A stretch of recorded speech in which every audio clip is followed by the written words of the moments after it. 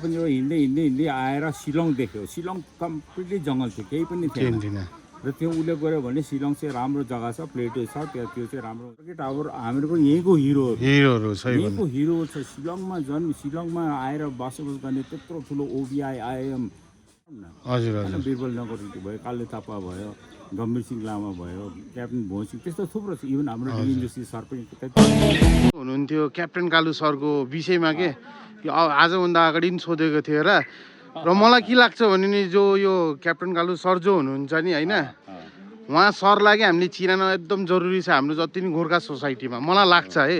त हजुरलाई के लाग्छ अलिकति भनिदिनु न हाम्रो ऑडियन्सलाई। कालु थापा त अब उहाँ त प्रोमिनेन्ट मतलब उहाँको त first person to have arrive in Shillong. हजुर, सबभन्दा पहिला उही आएको। हजुर हजुर। र उहाँको चाहिँ एक्चुअली ग्रेभ यार्ड चाहिँ जहाँ उसको जहाँलाई दफन गरेको थियो, हजुर हजुर, त्यो चाहिँ यो मिलिट्री हस्पिटलको छेउमा छ। हजुर हजुर, एटिएमको पछाडि छ। हजुर हजुर। त्यो चाहिँ हामी यहाँ सेक्रेटरी हामी 3-4 जना गएर 50 जिटिसीको कर्नलसित बात पनि भयो र उसले सबै बनाइदिएछ। हजुर हजुर। र तिमीहरू गएर यसो त्यहाँ हेर्नु सक्छ। हजुर हजुर। त्यो सबै राम्रोसित बनाइदिएको। हजुर हजुर। र त्यसमा पनि अब हामी चाहिँ एक्चुअली सालमा एकदेखि चाहिँ गएर एटलिस्ट धुप पायो भने चाहिँ उहाँको होइन आत्माले शान्ति पाउँछ र हाम्रो लागि राम्रो हुन्छ। हाम्रो जेनेरेसन अहिलेको जेनेरेसनले कालु थापालाई कहाँ चिन्छ? चिन्छन् नि, चिन्दैन नि। अरू उहाँ सरले गर्दा आज यत्रो ठुलो यो शमशान घाट हाम्रो छ, पुरा हाम्रो भयो सरले। र उहाँलाई रेस्पेक्ट दिनु चाहिँ यो चाहिँ हामीहरूको चाहिँ हाम्रो बाउन्डेड ड्युटी हो। हजुर हजुर। ड्युटी हो, हामीले उसलाई रेस्पेक्ट दिनुपर्छ। ठिक छ, हामी यो शमशान घाट समिति गोर्खा एक्सनबाट मिलेर अब फ्युचरमा उहाँको ग्रेभ यार्डमा गएर अनि 2-4वटा फुलहरू चढाएर धुप उठेर उहाँलाई के भन्छ आशीर्वाद दिनु हामीहरूको बहुत जरुरी छ। र मैले यहाँ सुन्नु न, मैले आजभन्दा बहुत साल अगाडि अब मैले सुनेको के क्याप्टेन कालुको सरको बारेमा त हजुरको च्याट जिपिटीले पनि बताउँछ नि त। करेक्ट छ। उहाँ चेरापन्जी आउनुभएको थियो अरे, चेरापन्जीदेखि हजुरको शिलङ हेर्नको लागि त उहाँ आउनुभएको अरे। त्यतिखेर शिलङमा मुसाधरी नि हिँड्थिन अरे, हो न? के त्यो त त्यो उनीहरूको एन्टायर उसले जो रिपोर्ट दिएको थियो उसलाई त चेरापुन्जीमा हेडक्वार्टर थियो। हजुर हजुर। लाइट इन्फेन्ट्री जो चाहिँ पछि गोर्खा उयो भयो रेजिमेन्ट। त उहाँले चाहिँ ब्रिटिस अफिसरले चाहिँ नयाँ किन चेरापुन्जीमा पानी ज्यादा पर्थ्यो, एकदम त्यो सुटेबल थिएन ट्रेनिङको लागि। त उसको कमान्डमा चाहिँ ब्रिटिस अफिसरले नयाँ जग्गा खोज्नु पठाएको। त ऊ चेरापुन्जीमा हिँड्दै हिँड्दै हिँड्दै आएर शिलङ देख्यो। शिलङ कम्प्लिटली जङ्गल थियो, केही पनि थिएन। र त्यो उसले गऱ्यो भने शिलङ चाहिँ राम्रो जग्गा छ, प्लेटो छ, त्यो चाहिँ राम्रो हुन्छ भनेर उसले रिपोर्टिङ दियो। र त्यो उसले उसको रिपोर्टिङमा थियो भने उसले एउटा मुसा पनि छैन, पुरा जङ्गल केही पनि थिएन। त्यो त एउटा त्यो हिस्ट्री अफ 8 गोर्खा राइफल। हजुर हजुर। 8 गोर्खा राइफल। हजुर, त्यसमा क्लियरली त्यो लेखेको छ। हजुर हजुर।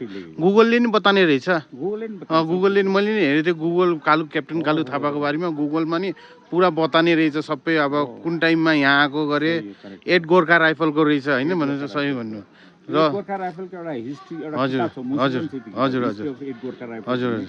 त्यसमा हाम्रो कालु थापा मात्रै होइन, कालु थापा त्यहाँबाट बिरबल नगरको जसको च्यान यहाँ अगाडि। हजुर हजुर हजुर हजुर।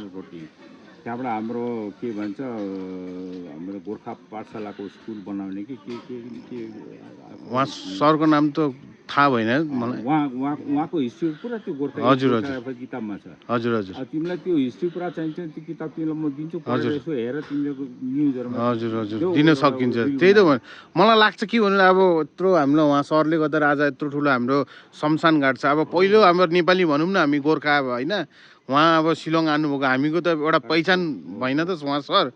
त मलाई के लाग्छ हामी जस्तै युथहरूलाई थाहा छैन नि त सरको भनेर। र अब हामीहरूको गोर्खा कम्युनिटीमा नि अब कालु थापा भयो, बिरबल नगर भयो, गम्भीर सिंह लामा भयो, अब क्याप्टेन भोज सिंह, त्यस्तो थुप्रो प्रब्लम। हजुर हजुर हजुर। आजको जेनेरेसनले चिन्दैन। त्यो आजको जेनेरेसनलाई चिनाउनुको लागि हामीहरूको ड्युटी हो कि टावर हामीहरूको यहीँको हिरोहरू छ।